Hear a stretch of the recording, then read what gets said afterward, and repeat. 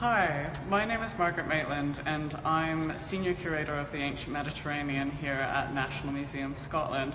It's really exciting to be able to talk to you live online, and the two objects that I want to show you today will allow us to have an incredible connection with two people who lived in ancient Egypt over 2,000 years ago.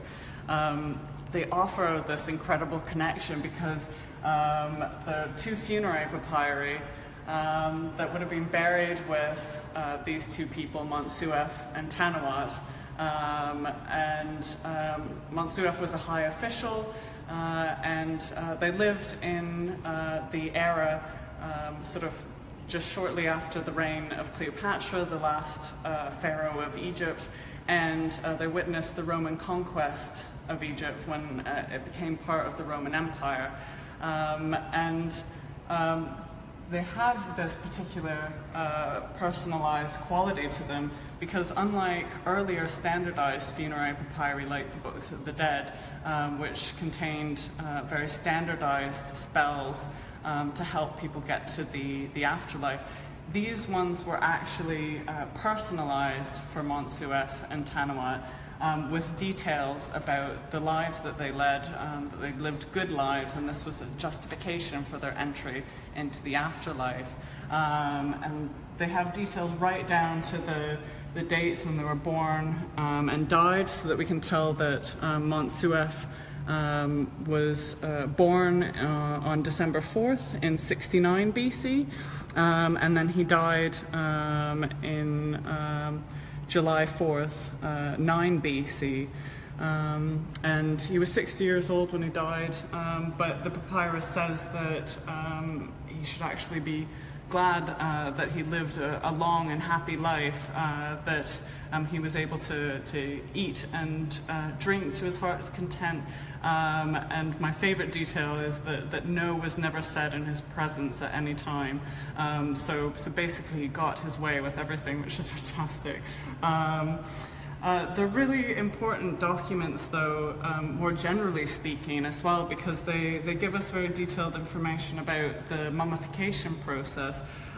So I'm, for example, here in one of the little illustrations, you see Montsuef lying on a funerary bier with two figures representing the jackal-headed god Anubis, who was the god of embalming and mummification.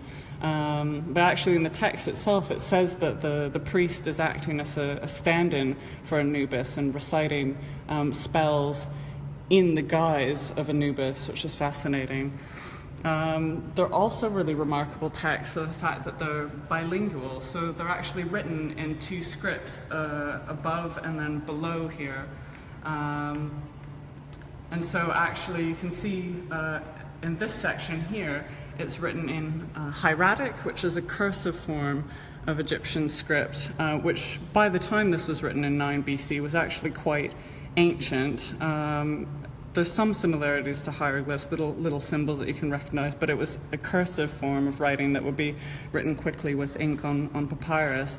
But this section, by the time it was written, because it was so ancient, it was more appropriate for the priests actually performing the rituals that would have gone on alongside the embalming and funeral. Whereas the text below is written in demotic, which is a sort of everyday script, cursive script that would have been used at the time that the document was written. And so this section would be more appropriate for Montsuef and Tanuat to read. They probably would have been able to only read this section of the text, which is good because there's certain elements of it that are actually speeches that they're supposed to give in addressing the gods, that they're supposed to read out and say as they're going through the journey to reach the afterlife. And you can actually see in this image here, showing Montsuef actually arriving in the afterlife. He's being presented by the god Anubis to the god Osiris here, who's, according to Egyptian myth, was the first person to ever be mummified and brought back to life, and he becomes the king of the afterlife, and he's the one that decides whether you can enter and become eternal. He sat there on his throne holding his symbols of kingship and his crown. And actually, as part of the process of trying to reach the afterlife, and part of the magic that this funerary papyrus performed, you would want to become like Osiris. So actually, Montsuef is addressed as the Osiris Montsuef. So he's become like Osiris, and he's been able to be brought back to life. All of the texts and images are about making that happen and become real, and the magic inherent in producing this document and performing the spells, saying the words involved in it.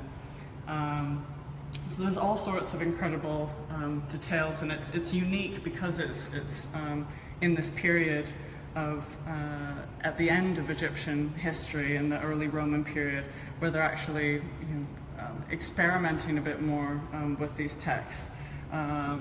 But some of them are actually really quite ancient and show the persistence and tradition of some of the funerary practices that were still ongoing at this time.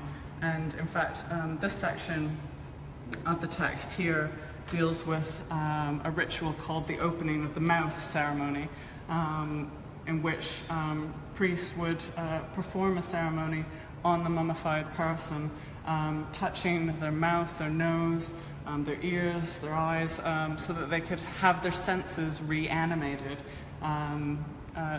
to bring them back to life again and make those functional in the afterlife.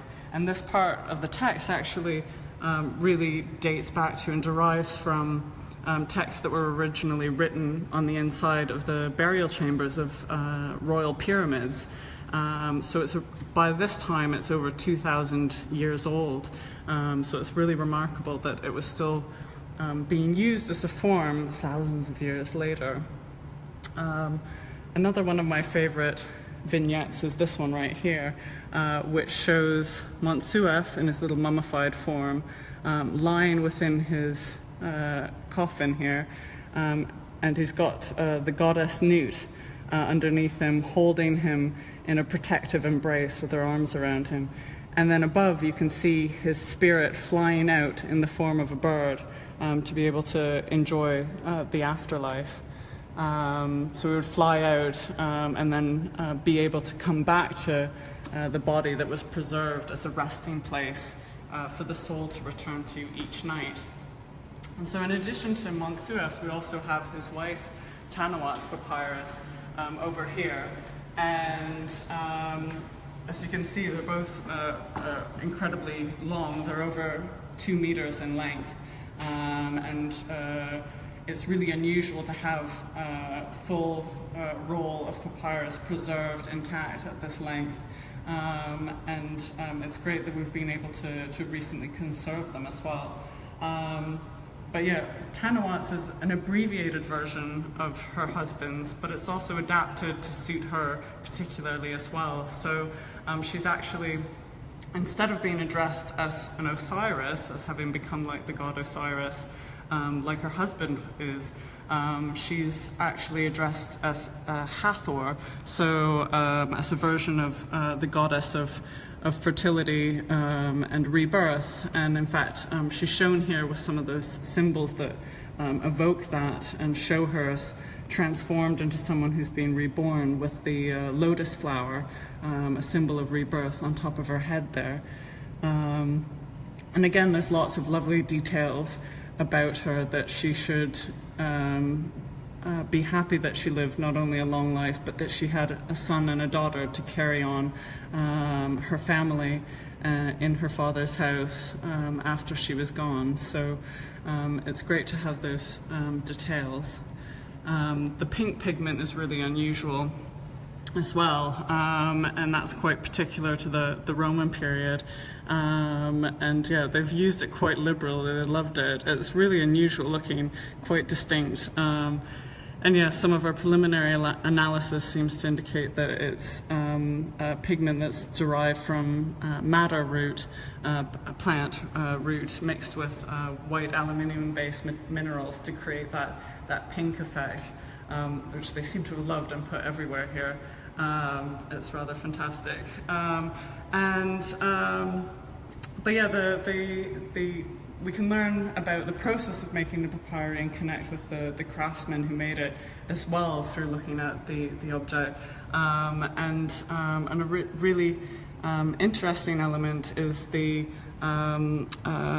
little sort of captions that are above the vignettes that actually give instructions to the illustrator as to what he was meant to be showing there. But it shows us that actually they weren't literate, the people who were doing the illustrations, that are probably just instructions that were little reminders to someone who would explain then what the illustrator was meant to actually depict. And in the example here, the caption says that they're meant to be illustrating the god Osiris, and in fact it's clearly an image of the jackal-headed god Anubis there. So he seems to have taken on the role of greeting Tanuat and welcoming her to the afterlife. But yeah, it's nice to know that everybody makes mistakes. Still, with any little errors that I've described as going out of the lines that they've written there, they're incredible documents and tell us so much about ancient Egyptian life. What's really amazing too is that we're able to connect these to other objects that belong to Montsuef and Tanuat and were buried with them, and objects that were actually belonged to members of their families. They were all found in intact family burial, and that was excavated 160 years ago. So this is the first time in a long time that we've been able to bring all of these objects back together again. This case here shows objects that were belonged to Monsuef, whose funerary papyri is behind us, and again showing the sort of incredible connections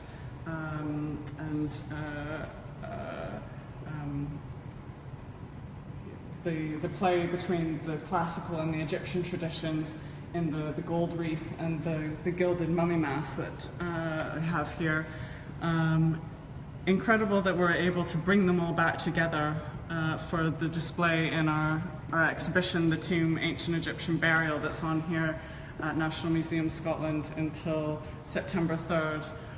It's a once-in-a-lifetime opportunity to see all of these objects together on display as a group, and hopefully you'll be able to come and see them in person, but for now it's been really great to be able to share them with you online. Thanks very much.